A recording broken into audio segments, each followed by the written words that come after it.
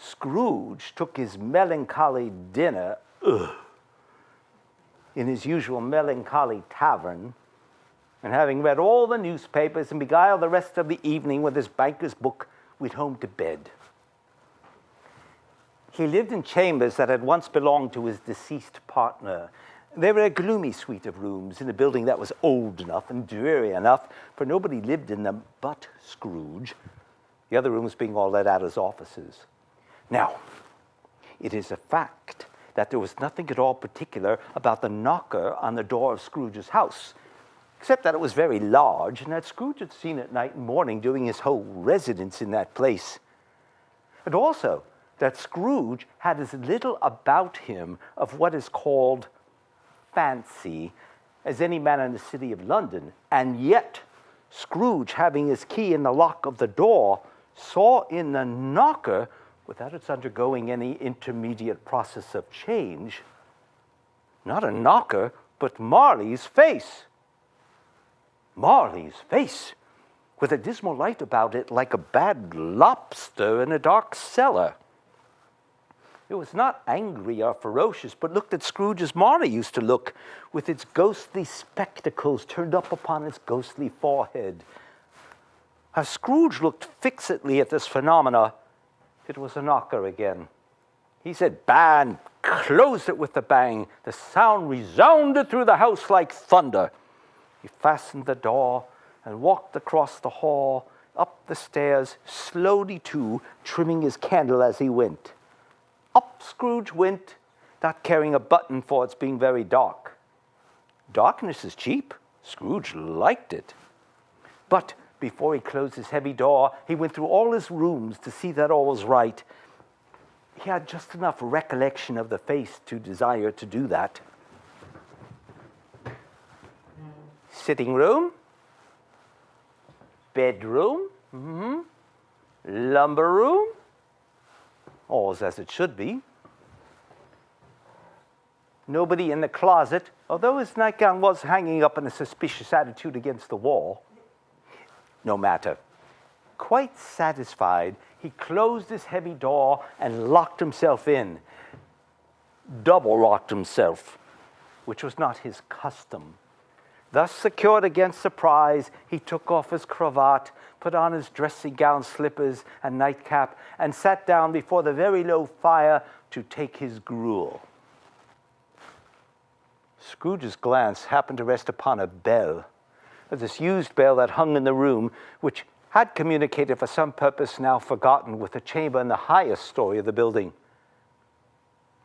It was with great anticipation and with a strange, inexplicable dread that as he looked, the bell began to swing back and forth. Clang, clang, clang, clang, clang. Soon it rang so loudly as did every other bell in the house. Clang, clang. This was succeeded by a clanking noise deep down below, as if some person were dragging a heavy chain over the casks in the wine merchant's cellar.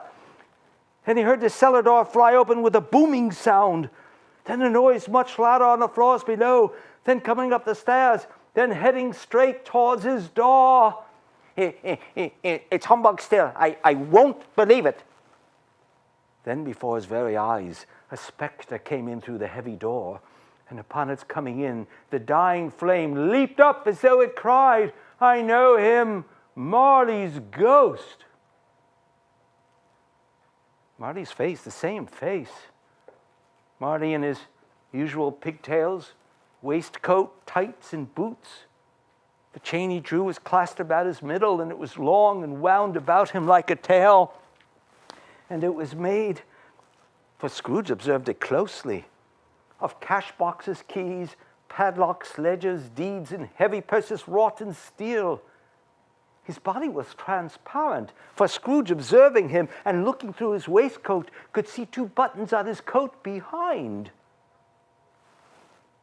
Scrooge had often heard it said that Marley had no bowels, but never believed it, not until now. No, nor did he believe it even now. Though he looked the phantom through and through and felt the chilling influence of its death-cold eyes and even noticed the very texture of the folded kerchief bound about its head and chin, it still lay beyond his belief. "How now? What do you want with me?" "Much." It's Marley's voice, no doubt about that. "Who are you?" "Ask me who I was." "Who were you then?" "In life, I was your partner, Jacob Marley." Can you sit down?" "I can." Then do it." The ghost sat down on the opposite side of the fireplace as if he were quite used to it. "You don't believe in me." "I don't." "Why do you doubt your senses?" "Because a little thing affects them. A slight disorder of the stomach makes them cheats. You may be at a bit of undigested beef, a blot of mustard, a crumb of cheese, a fragment of an underdone potato. There's more of gravy than of grave about you, whatever you are." As Scrooge said this, he started to rise from this chair, but the spirit let out such a great cry. "Whoa!" Scrooge held on tight to save himself from falling into a swoon. But how much greater was his horror when the phantom, taking off his wrapper as if it were too warm to wear indoors, had its lower jaw drop down upon its breast.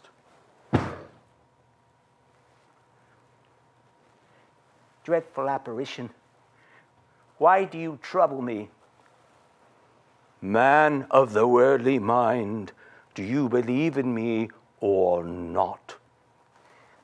I do. I must, but why do spirits walk the earth, and why do they come to me?"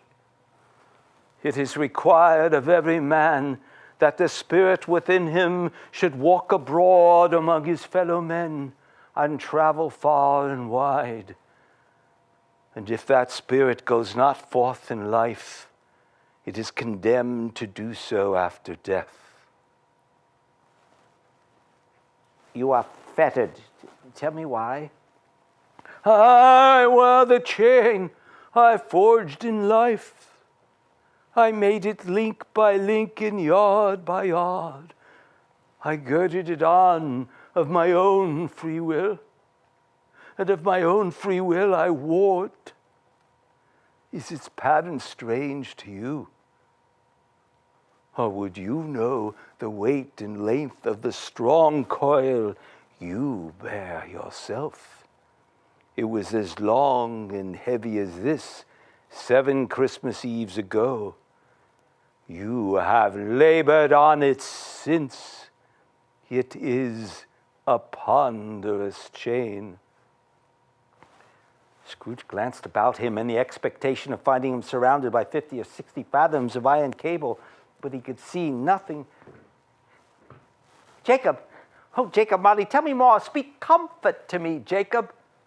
"I have none to give. It comes from other regions, Ebenezer Scrooge, and is conveyed by other ministers to other kinds of men.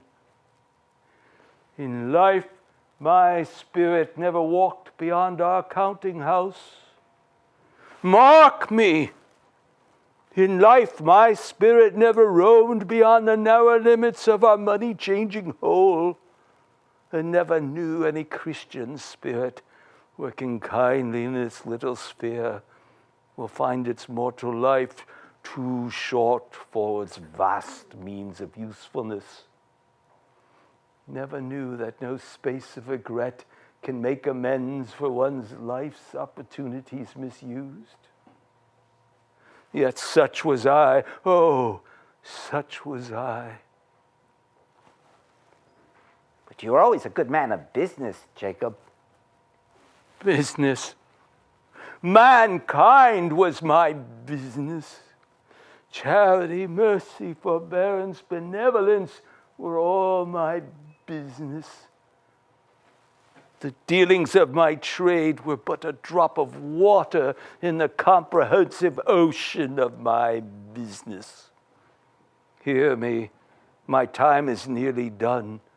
I came here tonight to warn you that you have yet a chance and hope of escaping my fate, a chance and hope of my own procuring, Ebenezer. You're always a good friend to me, Jacob. Thank you. You will be haunted by 3 spirits.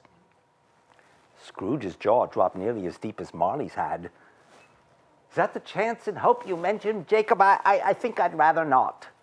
Without their visits, you cannot hope to shun the path I tread.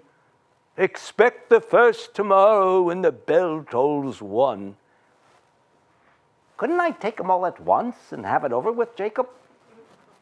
Look to see me no more, and for your own sake, you remember what has passed between us. When these words had been spoken, the phantom picked up its wrapper from the table and bound it about its head and chin as before. Scrooge knew this by the smart sound its teeth made when the jaws were brought together by the bandage. The apparition walked backward from him, and with every step it took, the window raised itself a little, so when the spectre reached it, it was wide open. Scrooge became sensible of confused noises in the air, incoherent sounds of lamentation and regret, wailings inexpressibly sorrowful. The spectre, after listening for a moment, joined in the mournful dirge and floated out into the bleak, dark night. Scrooge followed to the window, desperate in his curiosity. The air was filled with phantoms wandering hither and thither in restless haste and moaning as they went. Every one of them wore chains like Marley's ghost. Many had been personally known by Scrooge in their lives. But the misery with them all was clearly that they sought to interfere for good in human matters and had lost the power to do so forever. Whether these creatures faded into mist or mist enshrouded them, he could not tell. But they and their spirit voices faded together, and the night became as it had been when he walked home alone. Scrooge closed the window and examined the door in which the ghost had entered. It was double locked as he had locked it with his own hands. And being from the emotion he had undergone, or the fatigues of the day, or his glimpse of the invisible world, or the lateness of the hour, he went straight to bed and fell asleep upon the instant.